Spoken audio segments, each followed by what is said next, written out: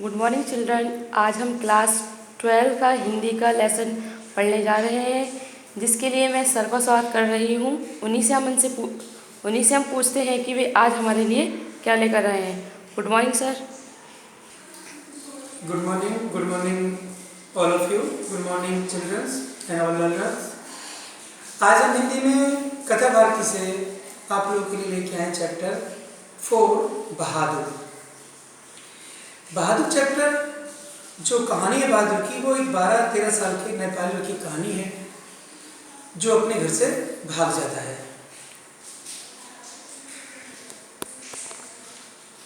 Sir, क्या आप हमें बता सकते हैं कि 12-13 साल का लड़का किन परिस्थितियों में आकर अपना घर छोड़ सकता है? जी,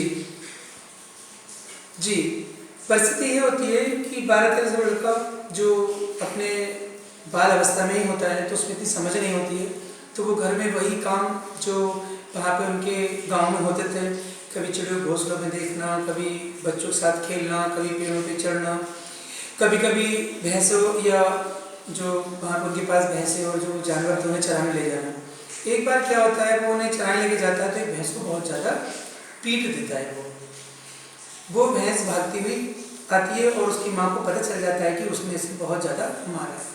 उसकी माँ बहुत ज़्यादा गुस्सैल थी और वो उसे इस गलती के लिए बहुत ज़्यादा मारती है और वो डर कर फिर जंगल में छिप जाता है जाके, और बाद में आता है घर में और चुपके से जो पैसे उसकी माँ के रखे होते हैं वहाँ से 2 रुपये निकाल कर वो वहाँ से जो ट्रेन होती है गोरखपुर साइड जाने वाली उसमें जाके वो चढ़ जाता है और वहाँ से भाग जाता है। फिर जब वो ट्रेन में होता है तो जो यहाँ पे जो लेखक है, जो इस चैप्टर लेखक है अमीरकांत जी, इनके साले को वो मिल जाता है और उनके साले उनसे परिचित कराते हैं कि एक ऐसा लड़का है इसे काम काज करने के लिए। तो जो लेखक है वो बहुत दिनों सोच रहा था, बहुत ज़्यादा दिनों से, कि हमारे भाइयों के घरों में, हमारे पड़ोसियों के घरों में सब में नौकर चाकर हैं, हम लोगों के यहाँ पे नौकर चाकर नहीं है, सबकी बीवियाँ आराम से बैठती हैं, मेरी बीवी दिन रात काम करती रहती है, तो क्यों ना मेरे घर में भी नौकर। तो उस लड़के को जब उसने देखा कि एक फटे पुराने कपड़े पहने हैं और उसके साले ने बताया कि ये भाग आया है घर से अपनी माँ से लड़के, तो वो कहते हैं क्यों ना मैं इसको नौकर रख लूँ। तो इसी बात पर ही वो उसे नौकर रख लेकर अपने घर ले जाते हैं और वो एक तरह का इतना घर में माहौल बन जाता है कि नेपाली लड़का आया हुआ है जैसे गाँव में होता है।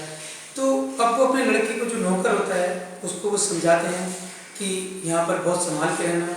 उसकी जो माँ होती है, जो लेखक की बीवी होती है, जो एक महिला का जो उनमें नेचर होता है इस तरह का, तो वो कहती है कि हमारे आसपास में कहीं मत जाना, तुम आसपास लोग बहुत बुरे हैं हमारे, कोई काम के लिए कहे तो कह देना मैं अभी आ रहा हूँ और बहाना बना के चले जाना, किसी से कोई काम मत करना, किसी के मत जाना, यहाँ पे बहुत संभाल के रहना।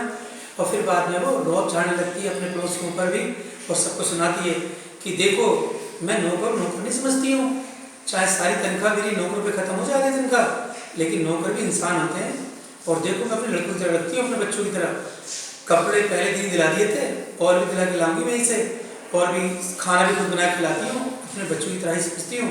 ऐसा करते हुए वो उन्हें शुरू में बहुत ज़्यादा लाड प्यार से रखती है।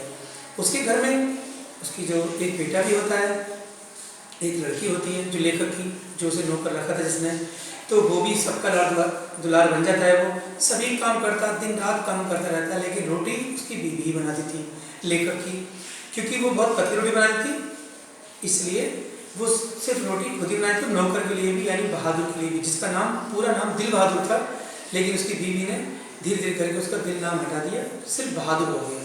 हर किसी को यही होता था कि बहादुर मेरा ये लाओ, मेरे जूते पॉलिश करो, मेरी साइकिल साफ करो, ये सब लोग अपना दिन रात उससे काम करते, पूरे घर में सफाई रहती थी, हर काम वो करता था बेचारा। और शाम को खाना खा के चुपचाप पहाड़ी गीत गाते हुए, और अपने जो उसके पास खिलौने होते थे छोटे मोटे, ताश की फटी हुई गट्टी होती थी और छोटे मोटे पत्थर होते थे उसके पास, और भी कार्ड वार्ड पत्ते होते थे, तो वो अपने पास रखता था और रात में एक तरफ दरी बिछा के अपनी टूटी हुई बांस की चारपाई में सो जाता था। लेकिन धीरे धीरे बदलाव आने लगा। उसकी जो बीवी थी लेखक की, वो भी समझने लगी कि मैं इसे खाना बना क्यों खिलाऊं, क्योंकि उसे एक पड़ोस की औरत ने चढ़ा दिया, जैसे आमतौर पर महिलाएं एक दूसरे को चढ़ा देती हैं, वो चढ़ा दिया कि नौकर को ज़्यादा से मत चढ़ाओ, नौकर अपनी रोटियाँ खुद बनाना चाहिए, नौकर को तुम भी खिलाती बना के। उसने भी ऐसे ही किया उसने फिर उसे रोटी बनाना मना कर दिया। एक दिन उसने रोटी ही नहीं खाई, उसे मारा गया। तब भी उसने रोटी नहीं खाई। बाद में वो फिर पहले की तरह रहने लगा। लेकिन जो उसके घर में किशोर था, उसका लड़का जो था, बड़ा लड़का जो था उसका, जो घर में, वो उसे बहुत ज़्यादा गाली गलौज करता रहता, मारता था।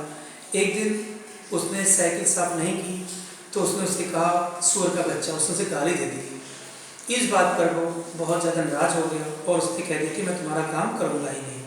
फिर उसने उसे बहुत ज़्यादा मारा, उसकी माँ ने भी मारा उसे। और लेकर जब सामने आया तो उसे बताया गया कि ये काम नहीं कर रहा है। जब उसने उससे पूछा कि बेटे तुमने काम क्यों नहीं कर दिया, तो उसने कहा मैं काम इनका नहीं करूँगा, इसने मेरे मरे हुए बाप को बीच में लाके खड़ा किया है, या इसने मुझे गाली दी है और मैं इनका काम करके नहीं दूंगा।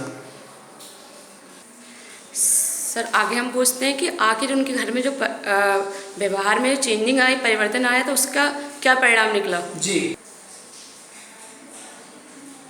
जो एक लड़के के, उसकी माँ के व्यवहार में परिवर्तन आया और उसके लड़के ने गाली गलौज ज़्यादा करना चालू कर दी। उसका परिणाम ये हुआ कि अब वो पहले से मन लगा जो काम कर रहा था, वो मन लगा काम नहीं करने लगा। और लोगों को भी लगने लगा कि बहादुर से काम नहीं होता है। उसको और गलतियाँ लोग निकालने लगे और परिवर्तन तो आ ही रहा था। वो अपने बच्चों से अलग समझ रही थी, उसको अंतर करने लगी थी अपना। लेकिन सबसे बड़ा अंतर यह, एक बार ये घटना घटी कि उनके यहाँ पे कुछ मेहमान आए हुए थे और उन मेहमानों ने कहा कि हमारे पैसे चोरी हो गए। 11 रुपये उनके पास थे, उस लेडीज़ की उनके पास। उसने कहा हमारे पैसे चोरी हो गए। उन्होंने सबने पूछा कि बाहर नौकर ने लिए होंगे, लेकर ने लाख मना किया कि हमारे नौकर ऐसे नहीं है, लेकिन किसी ने नहीं माना। उसकी बीवी ने मारा, जो मेहमान आए थे उन्होंने भी डांटा, पुलिस में ले जाने की बात की। मैंने भी गुस्सा में उसको मार दिया, लेकिन उसने यही कारोबार कि मैं निर्दोष से उसने कोई पैसा नहीं लिया है।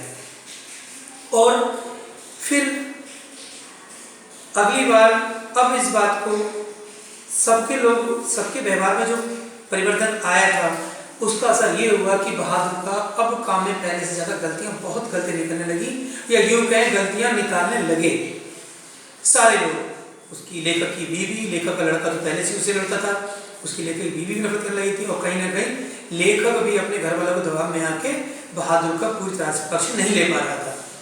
वो भी समझ रहा था कहीं ना कहीं नौकर है तो रहने तो गलती कर दी होगी, नौकर है थोड़ा बहुत मारपीट चलती है, नौकर को थोड़ा नाप सनाप चलता है, नौकर को रोटी नहीं देनी कोई बात नहीं है। तो ये परिवर्तन लेखक भी अपने परिवार के दबाव में आ चुका था और वो भी बहादुर को गलत समझने लगा था कि उसका लड़का मारता तो कहीं इसने गलती कर दी छोटी मोटी, नौकर को थोड़ी बहुत मार तो पड़ती रहती है। लेकिन अचानक एक दिन जब लेकर घर आया, उस देखा कि सारा घर में सन्नाटा पड़ा हुआ है, घर सब गंदा पड़ा हुआ है, घर में बर्तन कूड़ा कबाड़ा ऐसे पड़ा हुआ है, घर काटने को दौड़ रहा है। उसकी बीवी, लड़का और लड़की सब अफसोस में बैठे हुए, दुख में बैठे हुए। उससे पूछा क्या हुआ, उन्होंने कहा कि बहादुर घर से भाग गया।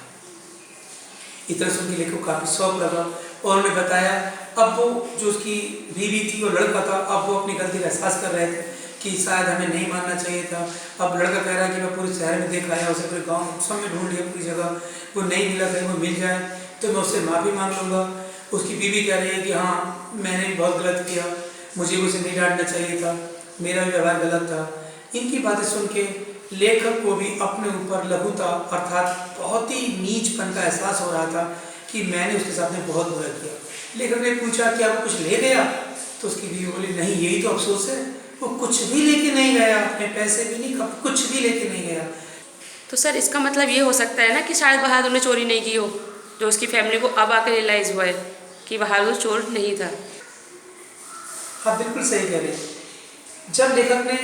जब लेखक की बीवी रो रही थी, अफसोस कर रही थी, तो उसने कहा कि तुम अफसोस क्यों कर रही हो। लेखक ने पूछा, उसके मन में विचार आया, ऐसे मन में सोच भी सकता है कि तुम विचार क्यों सोच रहे हो। तो उसकी बीवी जब रोते हुए बताती होती कि हम उसे ढूंढ लेते, हम तो पैसे दे के भेजते, कपड़े पहना के भेजती हूँ उसे और अपने बेटी तक रखती, तो बाद में फिर ये भी खुद ही कहती है कि चोरी की बात ही भूल जाओ, वो ऐसा चोर नहीं था, लड़का बहादुर ऐसा नहीं था, वो हमारे रिश्तेदार जो बहुत बुरे हैं, मैं उन्हें जानती हूँ, वो कई बार ऐसे करते हैं कि पैसे हमारे घर पे रह गए, पैसे हमारे रिक्शे में रह गए, पैसे चोरी हो गए, उन्हें बच्चों को देना तो होता नहीं है, लेकिन वो आके हमें दिखाते हैं कि हम कुछ देना चाह रहे थे, लेकिन वो बहुत कंजूस है, वो बहुत बुरे हैं। और हमने बिना बात से ही बहादुर पे शक किया और उसके कृत्य व्यवहार में भी परिवर्तन ला, जिसकी वजह से हमारा इतना अच्छा नौकर हमारे यहाँ से चला गया। लेकिन अपने ऊपर बहुत ही घिनता है, बहुत ही नीचता उसने फील की कि वो चाहता अगर तो शायद अपने घर में वो बहादुर का पक्ष ले सकता था, मजबूती के तौर पे बोले बता सकता था, अपने लड़कों को समझा सकता था। लेकिन उसने वही सोचा कि बच्चा है, छोटा मोटा कर दिया वो गलती।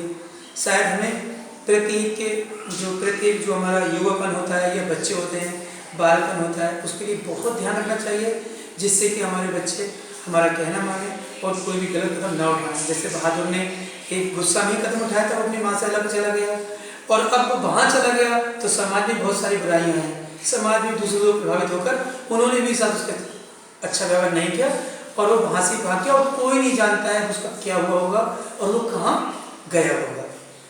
तो मेरी ये गार्जियन से और लोगों से भी निवेदन है कि कम से कम बचपन जो बच्चों का होता है उसे समझें। वो कच्चे मिट्टी के होते हैं, उन्हें बहुत प्यार से समझाएं, उनकी बात को समझें और जो बात है उन्हें क्लियर करें, जिससे कि उनके ऊपर कोई कुप्रभाव ना पड़े और गलत रास्ते पर ना जाए। तो मुझे उम्मीद करता हूँ ये चैप्टर समझ में आ गया बस सबको। Thank you sir. आज आपके वजह से हमें बहुत कुछ सीखने के मिला और हमारे समाज में जो बुराई फैली हुई है, मतलब बच्चों को लेकर, जो चोरी को लेकर, ठीक है। तो आज जो हमने आपसे सीखा उसके लिए thank you so much sir.